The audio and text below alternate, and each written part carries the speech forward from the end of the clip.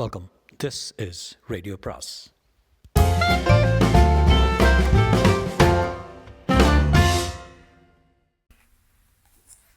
அனைவருக்கும் அன்பு வணக்கம். கல்கியின் பார்த்திபன் கனவு 3ஆம் பாகம், அத்தியாயம் 1, ரத்தின வியாபாரி. அமைதியான நீலக்கடலில் அழகிய அன்னப்பறவை போல் வெள்ளை பாய் விரித்த கப்பல் மேற்கு நோக்கி போய்க் கொண்டிருந்தது. சூரியன் உதயமாகும் நேரம். அவனுடைய தேஜோமயமான வரவை எதிர்பார்த்து கீழ்வான முகட்டில் இயற்கை தேவி வர்ணக்கோலங்கள் போட்டுக் கொண்டிருந்தாள். கப்பலில் இருந்தவர்களிடையே பரபரப்பு அதிகமாக காணப்பட்டது. அவர்கள் பெரும்பாலும் வர்த்தகர்களாக காணப்பட்டார்கள். எல்லோரும் அவரவர்களுடைய மூட்டைகளை எடுத்து வைத்து கப்பலில் இருந்து இறங்குவதற்கு ஆயத்தமாகிக் கொண்டிருந்தார்கள். சிலர் கப்பல் மேல் தளத்தின் ஓரமாக வந்து மேற்கு திசையை ஆவலுடன் நோக்கினார்கள். இப்படி மேற்கு திசையை நோக்கி நின்றவர்களில் வாலிப வர்த்தகன் ஒருவன் காணப்பட்டான். பிராயம் 20, 21 இருக்கலாம். அவனுடைய உடையிலிருந்தும் அவன் பக்கத்தில் கிடந்த மூட்டையில் இருந்தும் தான் அவனை வியாபாரி என்று சொல்லலாமே தவிர, மற்றபடி தோற்றத்தை மட்டும் கவனித்தால் அவன் ராஜகுலத்தை சேர்ந்தவன் என்று சொல்லும்படியாக இருந்தது. அவன் வியாபாரியாய் இருக்கும் பட்சத்தில் சாதாரண வியாபாரியாய் இருக்க முடியாது. பெருஞ்செல்வனான ரத்தின வியாபாரியாகத்தான் இருக்க வேண்டும். கப்பலில் இருந்த மற்றவர்கள் அடிக்கடி அந்த இளம் வர்த்தகன் நிற்கும் இடத்தை நோக்கினார்கள். அப்போது அவர்களுடைய கண்களில் பயபக்தி காணப்பட்டது. சிறிது கவலையும் தோன்றியது. அந்த வாலிப வர்த்தகனோ மற்றவர்களையெல்லாம் சிறிதும் கவனிக்கவில்லை. கண் கொட்டாமல் மேற்கு திக்கே நோக்கி நின்றான். அவனுடைய முகத்திலேதான் எத்தனை ஆவல், எவ்வளவு கிளர்ச்சி! அவ்வளவு ஆவலுக்கும் கிளர்ச்சிக்கும் என்னதான் காரணமாயிருக்கும்? நீண்ட காலம் அந்நிய நாட்டில் இருந்துவிட்டு தாய் நாட்டுக்கு திரும்பி வருகிறானோ இந்த வாலிபன்? ஜன்ம பூமியின் தோற்றம் எப்போது கண்ணுக்கு புலனாகும் என்றுதான் இவ்வளவு ஆவலுடன் பார்த்து கொண்டிருக்கிறானோ? ஆமாம், அதுதான் உண்மையாக இருக்க வேண்டும். ஏனென்றால் அதோ கொஞ்ச தூரத்தில் கருநிறமாக வரம்பு போல் காணப்பட்ட பூமியை கண்டதும் அவனுடைய முகம் மலர்வதை காண்கிறோம். சூரியனை கண்ட தாமரை இப்படித்தான் மலரும் போலும். சற்று நேரம் அப்படியே அசைவின்றி நிற்கிறான் அந்த வாலிப வியாபாரி. ஆரம்பத்தில் வெறும் வரம்பாக மட்டும் தோன்றிய காட்சியானது வர வர மரங்கள், குன்றுகள், கோயில் கோபுரங்களாக மாறி வரும்போது அவனுடைய உள்ளத்தில் ஆனந்தம் பொங்குவதை முகம் காட்டுகிறது. இதற்கிடையில் கிழக்கே சூரியனும் ஜெகத் ஜோதியாக உதயமாகி தன் வன யாத்திரையை தொடங்கினான்.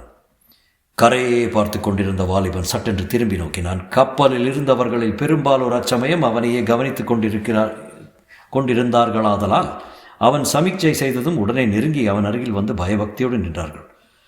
நான் சொன்னதெல்லாம் ஞாபகம் இருக்கிறதா என்று வாலிபன் கேட்டான். இருக்கிறது மகா என்று சொல்லத் தொடங்கிய ஒருவன் சட்டென்று வாயை பொத்திக் கொண்டான். பார்த்தீர்களா, இதுதானா நீங்கள் என் கட்டளை நிறைவேற்றுகிற லட்சணம் என்று வாலிபன் கோபமாக கேட்டான். மன்னிக்க வேண்டும் சாமி, என்னுடைய கட்டளை சத்தியமாக நிறைவேற்றுவீர்களா? நிறைவேற்றும் சுவாமி. தாய் நாட்டில் இருக்கும்போது என்னை நீங்கள் சந்திக்கவே முயலவே கூடாது, தெரியுமா?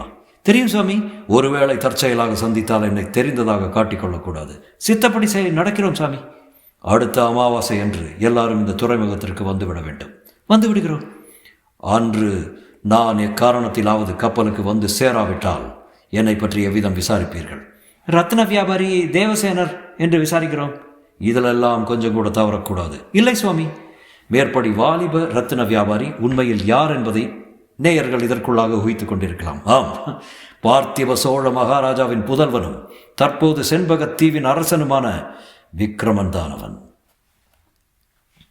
சென்ற அத்தியாயத்தில் கூறிய சம்பவங்கள் நடந்து ஏறக்குறைய 3 வருஷங்கள் ஆகிவிட்டன. இந்த 3 வருஷத்தில் விக்ரமனுடைய ஆட்சியில் செண்பகத்தீவு எல்லா துறைகளிலும் முன்னேற்றம் அடைந்து பெரும் புகழும் அடைந்து வந்தது. விக்ரமனுடைய வரவுக்கு பிறகு ஒரே தடவை செண்பகத்தீவின் மீது பகைவர் படையெடுத்து வந்தார்கள். அவர்களுக்கு நேர்ந்த கதியை அறிந்த பிறகு செண்பகத்தீவின் மீது படையெடுக்க யாரும் துணியவில்லை. அதற்கு மாறாக விக்ரமனுடைய தலைமையில் செண்பகத்தீவின் படை வீரர்கள் வேறு தீவுகளின் மேல் படையெடுத்து சென்று அந்த தீவுகளிலெல்லாம் புலிக்கொடியை நாட்டிவிட்டு திரும்பினார்கள். விக்ரமனுடைய வீர பிரதாபங்களையும் மேதா விலாசத்தையும் மற்ற உயர்குணங்களையும் பற்றி தூரே உள்ள தீவாந்திரங்களிலெல்லாம் பரவத் தொடங்கியது. பல தீவுகளில் உள்ள ஜனங்கள் நல்லாட்சியையும் பாதுகாப்பையும் விரும்பி தாங்களே விக்ரமனுடைய ஆட்சிக்குள் வந்து கொண்டிருந்தார்கள். இந்த 3 வருஷ காலத்தில் விக்ரமன் தன்னுடைய தாயாரையாவது தாய் நாட்டையாவது மறந்துவிடவில்லை. மற்றும் பல்லவ சாம்ராஜ்ய தலைநகரின் வீதியில் அவன் கண்ட இளநங்கையின் சந்திர வதனத்தையும் அவனால் மறக்க முடியவில்லை. செண்பகத்தீவின் பிரஜைகள் தங்களுடைய பாக்கியவசத்தினால் கிடைத்த புதிய அரசனின் வம்சம் நீடூழி விளங்க வேண்டுமென்னும் ஆசையுடன் விக்ரமனுடைய விவாகத்தை குறித்து சில முறை விஞ்ஞாபனம் செய்து கொண்டார்கள். மகாராஜா விடை கொடுத்தால் தாய் நாட்டுக்கு சென்று சிறந்த அரசர் குலத்து பெண்ணை மனம் பேசி வருவதாகவும் சொன்னார்கள். அப்போதெல்லாம் விக்ரமன் அவர்களுடைய விஞ்ஞாபனத்தை மறுதளித்து விவாகத்தை பற்றி தன்னுடைய பரிபூர்ண வெறுப்பையும் தெரிவித்தான். அதற்கு அடிப்படையான காரணம் அந்த காஞ்சி நகர் பெண்ணினுடைய கருவிழிகள் ஞாபகம்தானோ என்னவோ யாருக்கு தெரியும். நாளாக விக்ரமன் செண்பகத்தீவில் தன்னுடைய தனிமையை அதிகமாக உணரத் தொடங்கினான். எவ்வளவோ ஜனக்கூட்டத்துக்கு நடுவில் இருந்தும் தான் துணையின்றி தனித்திருப்பதை அவன் கண்டான். வெற்றியும் புகழும் செல்வாக்கும் திரளான மக்களின் போற்றுதலும் இருந்தும் அவனுடைய இதயத்தில் நிறைவு ஏற்படவில்லை. அதில் ஒரு மூலை சூன்யமாக இருந்தது. அந்த சூன்ய மூலையானது நாளுக்கு நாள் பெரிதாகிக் கொண்டு வந்தது. நீண்ட நயனங்களுடைய அந்த பெண் மட்டும் இங்கே என் அருகில் இருந்தால் என்ற எண்ணம் அடிக்கடி உண்டாயிற்று. அது அவனுக்கு அளவிலாத வேதனை அளித்தது.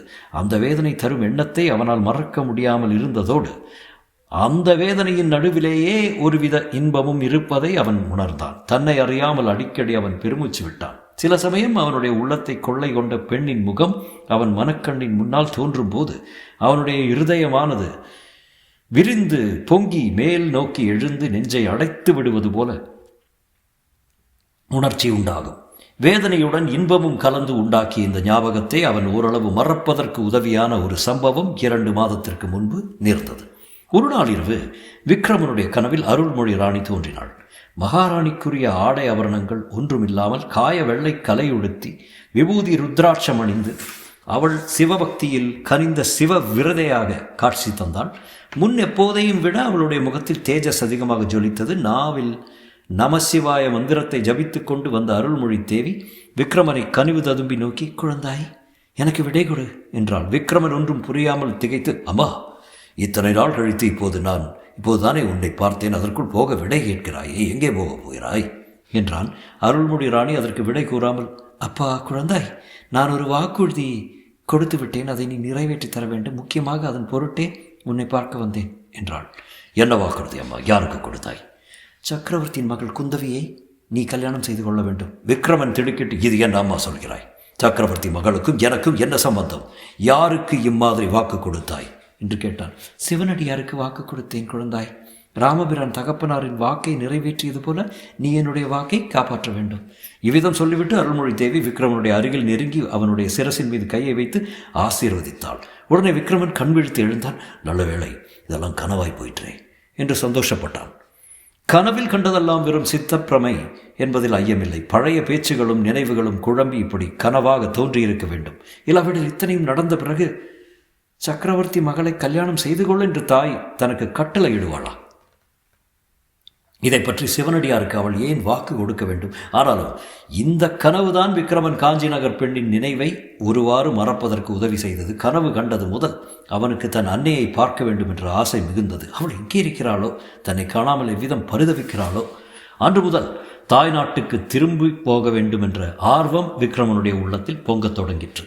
போய் அன்னையை இங்கே அழைத்து கொண்டு வந்து விடலாம். தந்தை கொடுத்து விட்டு போன சோழர் குலத்து வீரவாளையும் திருக்குறளையும் எடுத்துக்கொண்டு வரலாம். இவ்விதம் தீர்மானித்து கொண்டு மந்திரி பிரதானிகளிடமும் மற்றுமுள்ள முக்கிய பிரஜைகளிடமும் தன் தீர்மானத்தை தெரிவித்தான். அவர்கள் எவ்வளவோ ஆட்சேபித்தும் விக்ரமனுடைய உறுதியை மாற்ற முடியவில்லை. ஒருவேளை திரும்பி வரும்போது உங்களுக்கு ஒரு மகாராணியை அழைத்து கொண்டு வந்தாலும் வருவேன் என்று விக்ரமன் விளையாட்டாக சொன்னது அவர்களுக்கு ஒரு விதம் திருப்தி அளித்தது. ஆகவே தாய் நாட்டுக்கு போக சகல வசதிகளுடன் வர்த்தக கப்பல் ஒன்று சித்தமாயிற்று. அந்த கப்பலில் ரத்ன வியாபாரியாக வேஷம் பூண்டு விக்ரமன் பிரயாணமானான். வர்த்தக வேஷம் தரித்த மெய்க்காவலர் சிலரும் செண்பகத்தீவின் நிஜ வியாபாரிகள் சிலரும் அவனுடன் கப்பலில் புறப்பட்டார். தாய்நாட்டில் எந்த துறைமுகத்தில் இறங்குவது என்பது பற்றி கொஞ்சம் சர்ச்சை நடந்தது. விக்ரமன் முக்கியமாக போக விரும்பிய இடம் உறையூராதலால் நாகப்பட்டினம் துறைமுகத்தில் இறங்கலாம் என்று மற்றவர்கள் சொன்னார்கள். ஆனால் விக்ரமனோ மாமல்லபுரத்துக்கே போக வேண்டும் என்றான். அவன் குழந்தையாயிருந்த காலத்திலிருந்து மாமல்லபுரத்து சிற்ப வேலைகளை பற்றி கேட்டிருந்தான். அவற்றை பார்க்க வேண்டும் என்ற ஆசை அவனுக்கு நெடுநாளாக உண்டு. பல்லவ வீரர்கள் அவனை சிறைப்படுத்தி கொண்டு வந்து மாமல்லபுரத்து கடற்கரையில் கப்பலேற்றிய போதே ஐயோ, இவ்வூரில் சிறந்த சிற்பங்களை பார்க்காமல் போகிறோமே என்று வருந்தினான். இப்போது அங்கே இறங்கினால் அந்த ஆசை நிறைவேறும் அல்லவா? இதுவன்றி இன்னொரு முக்கிய நோக்கமும் இருந்தது. தாய்நாட்டில் இருந்த சிறந்த சிற்பிகளையும் சித்திரக்காரர்களையும் செண்பகத்தீவுக்கு அழைத்து போக அவன் விரும்பினான். நாளடைவில் செண்பகத்தீவை ஒரு அற்புத சிற்ப கூடமாகவே செய்துவிட வேண்டும் என்று அவன் கொண்டிருந்த மனோரதம். அத்தகைய சிற்பங்களையும் சித்திரக்காரர்களையும் மாமல்லபுரத்தில் இல்லாமல் வேறு எங்கே கண்டுபிடிக்க முடியும்? சோழ நாடுதான் இப்போது பழைய பெருமையெல்லாம் போய் பாழடைந்து கிடக்கிறதே. இதையெல்லாம் தவிர ஒருவேளை விக்ரமன் மாமல்லபுரத்தில் இறங்க விரும்பியதற்கு இன்னொரு காரணமும் இருந்திருக்கலாம். காஞ்சி நகர் வீதியிலும் பின்னர் மாமல்லபுரத்து கடற்கரையிலும் அவன் பார்த்த இளநங்கையை மீண்டும் ஒரு கால் பார்க்க கூடுமோ என்ற ஆசை அவன் உள்ளத்தின் அடிவாரத்தில் கிடந்திருக்கக்கூடும். இது விக்ரமனுக்கு கூட தெரியாமலும் இருக்கலாம். மனித உள்ளத்தின் அந்தரங்க மர்மம் அனைத்தையும் அறிந்து விட்டதாக யார்தான் சொல்ல முடியும்? அத்தியாயம் 2. சந்திப்பு. மாமல்லபுரத்தில் கலை திருவிழா வழக்கம் போல நடந்து கொண்டிருந்தது. இவ்வருஷம் சக்கரவர்த்தி திருவிழாவுக்கு விஜயம் செய்யவில்லை. சில காலமாக சக்கரவர்த்தியை ஏதோ துக்கத்தில் ஆழ்ந்திருப்பதாகவும் அதனால் தான் கலை விழாவுக்கு வரவில்லை என்றும் ஜனங்கள் பேசிக்கொண்டார்கள். வேறு சிலர் சக்கரவர்த்தி கொஞ்ச காலமாக பல்லவ நாட்டிலேயே இல்லை என்றும் அவருடைய குமாரன் இலங்கையிலிருந்து திரும்பிய பிறகு அவனிடம் ராஜ்யபாரத்தை ஒப்புவித்துவிட்டு மாறு வேஷத்துடன் தேச யாத்திரை போயிருக்கிறார் என்றும் சொன்னார்கள். ஆனால் சக்கரவர்த்தியின் குமாரன் மகேந்திரனும் குமாரி குந்தவி தேவியும் இவ்வருஷம் கலை விழாவுக்கு விஜயம் செய்திருந்தபடியால் மாமல்லபுரவாசிகள் சிறிதளவு உற்சாகம் குன்றாமல் விழாவை சிறப்பாக நடத்தினார்கள். கலை விழாவின் காட்சிகளையும் கற்பாறைகளில் செதுக்கிய அற்புதமான சித்திரங்களையும் ஆங்காங்கு நடைபெற்று கொண்டிருந்த இசை விருந்து, நாட்டியம், கூத்து ஆகியவற்றையும் பார்த்து அனுபவித்துக் கொண்டு கப்பலிலிருந்து இறங்கிய நமது ரத்தின வியாபாரி குறுக்கும் நெடுக்குமாக போய்கொண்டிருந்தான். அவனுடைய முகத்தில் அபூர்வமான கிளர்ச்சி தோன்றியது. கண்களில் அளவில்லாத ஆர்வம் காணப்பட்டது. எவ்வளவுதான் பார்த்த பிறகும் கேட்ட பிறகும் கூட அவனுடைய இருதய தாகம் தணிந்ததாக தெரியவில்லை. பார்க்க பார்க்க கேட்க கேட்க அந்த தாகம் அடங்காமல் பெருகிக் கொண்டிருந்தது என்று தோன்றியது. அந்த அதிசயமான சிற்ப காட்சிகளையும் உயிருள்ள ஓவியங்களையும் பார்க்கும்போது ஊனையும் உள்ளத்தையும் உருக்கும் இசை அமுதத்தை பருகும் போதும் அவன் அடைந்த அனுபவம் ஆனந்தமா அல்லது அசூயையா அல்லது இரண்டும் கலந்த உணர்ச்சியா? ரத்தின வியாபாரிக்கு பக்கத்தில் தலையிலும் தோளிலும் மூட்டைகளை சுமந்து கொண்டு ஒரு குள்ளன் போய் கொண்டிருந்தான். அவனுடன் ரத்தின வியாபாரி ஜாடை காட்டி பேசுவதை பார்த்தால் குள்ளனுக்கு காது செவிடு என்று ஊகிக்கலாம். அவன் செவிடு மட்டுமல்ல, ஊமையாய் கூட இருக்கலாம் என்றும் தோன்றியது. தன்னுடைய நடவடிக்கைகளை பற்றி வேறு யாருக்கும் தெரியப்படுத்த முடியாமல் இருக்கும் பொருட்டே நமது ரத்தின வியாபாரி அத்தகைய ஆளை பொறுக்கி எடுத்திருக்க வேண்டும். ஆமாம், அந்த இளம் வர்த்தகனின் நடவடிக்கைகள் கவனித்து பார்ப்பவர்களின் உள்ளத்தில் சந்தேகத்தை உண்டு பண்ணுவதாக இருந்தன.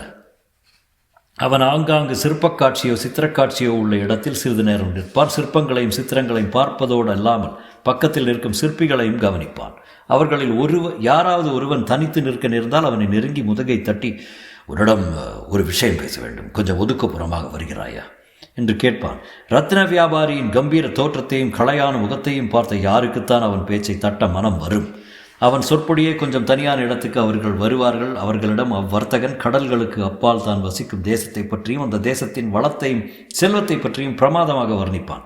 கரிகால சோழ சக்கரவர்த்தியின் காலத்தில் கடல் கடந்து சென்ற தமிழர்கள் தான் அத்தேசத்தில் வசிக்கிறார்கள் என்றும் அவர்களுக்கு தாய்நாட்டில் உள்ளவை போல திருக்கோயில்களும் சிற்பங்களும் இல்லையே என்ற ஒரு குறையை தவிர வேறு குறையே கிடையாது என்றும் எடுத்துச் சொல்வான். அந்த தேசத்துக்கு நீ வருகிறாயா? வந்தால் திரும்பி வரும்போது பெருஞ்செல்வனாக திரும்பி வரலாம். அந்த நாட்டில் தரித்திரம் என்பதே கிடையாது. தெருவெல்லாம் ரத்தின கற்கள் இறைந்து கிடக்கும் என்று சொல்ல குள்ளன் தூக்கி கொண்டு வந்த பையிலிருந்து ஒரு பிடி ரத்தின கற்களை எடுத்து அவர்களிடம் காட்டுவான். ரத்தின வியாபாரியின் பேச்சிலேயே அநேகமாக அந்த சிற்பி மயங்கி போயிருப்பான்.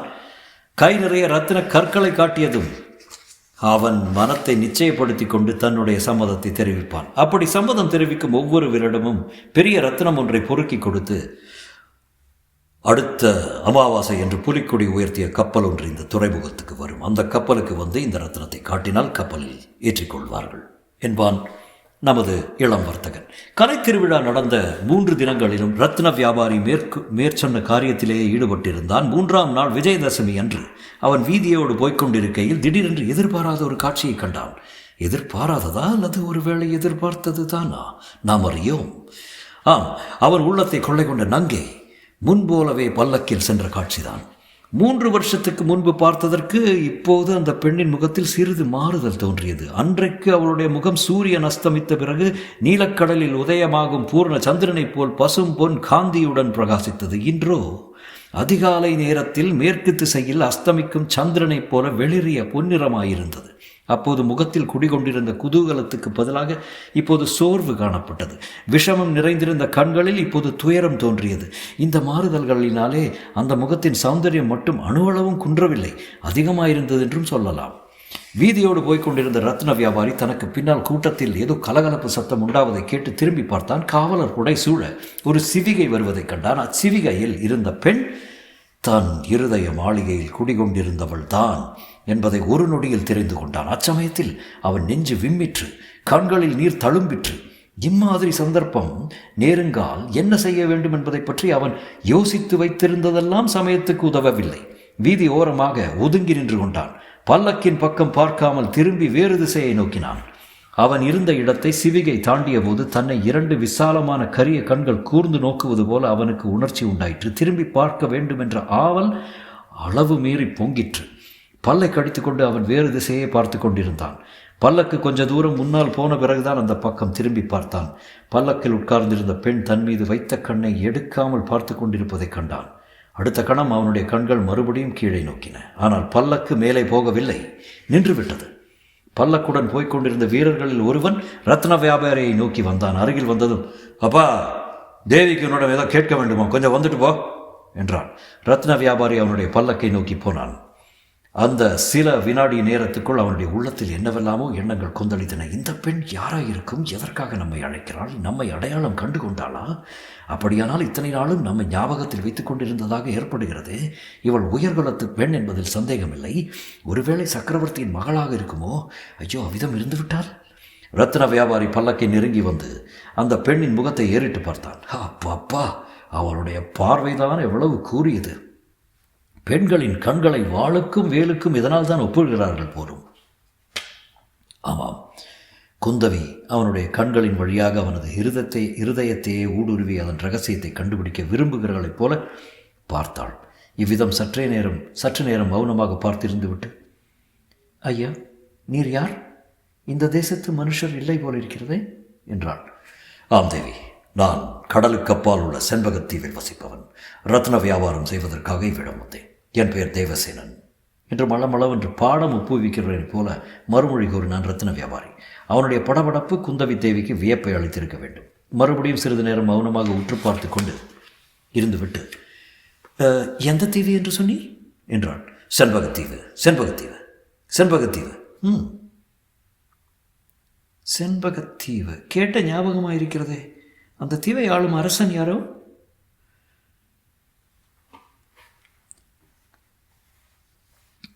செண்பகத்தீவின் பூர்வீக அரச வம்சம் நசித்து போயிற்று. சோழ நாட்டு இளவரசர் விக்ரமர் தான் இப்போது எங்கள் அரசர். இவ்விதம் சொன்னபோது குந்தவியின் முகத்தில் உண்டான பிரகாசத்தை ரத்ன வியாபாரி கவனிக்காமல் போகவில்லை. அந்த தேச பிரஷ்டனை இன்னும் இவள் நினைவு வைத்துக் கொண்டிருக்கிறாள். ஆனால் இவள் யார்? இவ்வளவு முக காந்தியும் சௌந்தரியம் உள்ளவள். ஒருவேளை அத்தகைய சந்தேகமே ரத்ன வியாபாரிக்கு திகில் உண்டாக்கிற்று. அப்போது குந்தவி, நீர் ரத்ன வியாபாரி என்பதாக சொன்னீர் அல்லவா என்று கேட்டாள். ஆமாம்மா, இதோ இந்த குள்ளன் தலையில் உள்ள மூட்டைகளில் மேன்மையான ரத்னங்கள் இருக்கின்றன. வேணுமானால் இப்போது எடுத்து காட்டுகிறேன். இப்போது வேண்டாம், வீதியில் கூட்டம் சேர்ந்து போகும். சாயங்காலம் அரண்மனைக்கு வரும் என்றாள் குந்தவி. அரண்மனை? இந்த வார்த்தையை கேட்டதும் அந்த இளம் வர்த்தகனுடைய முகமானது அப்படியே சிணுங்குகிறது.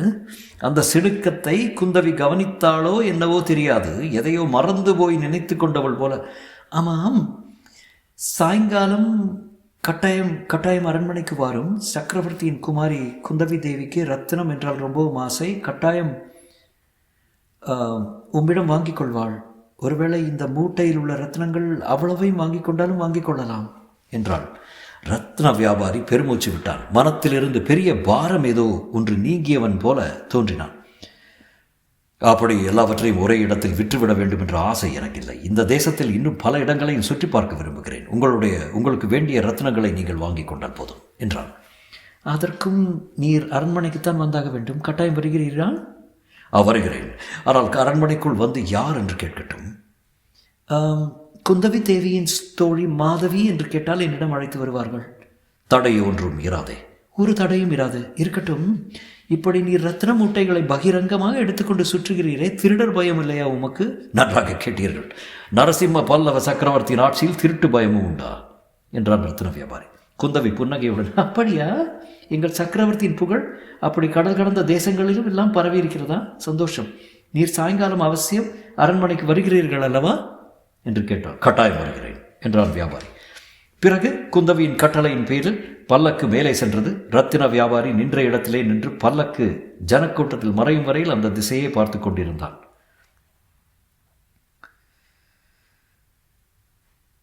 என்னப்பா, எத்தனை நேரம் ஒரே பக்கம் பார்ப்ப? கண் விழி புதுங்க போறது என்று ஒரு கடூரமான குரலை கேட்டு அந்த இளம் வர்த்தகன் திடீரென்று காலால் நெருப்பை மிதித்தவன் போல துள்ளி திரும்பி பார்த்தான். ஒரு கருநீர குதிரை மேல் சாக்ஷாத் மாரப்ப பூபதி அமர்ந்து தன்னை ஏளன பார்வையுடன் பார்த்து கொண்டிருப்பதை கண்டார். தொடரும்.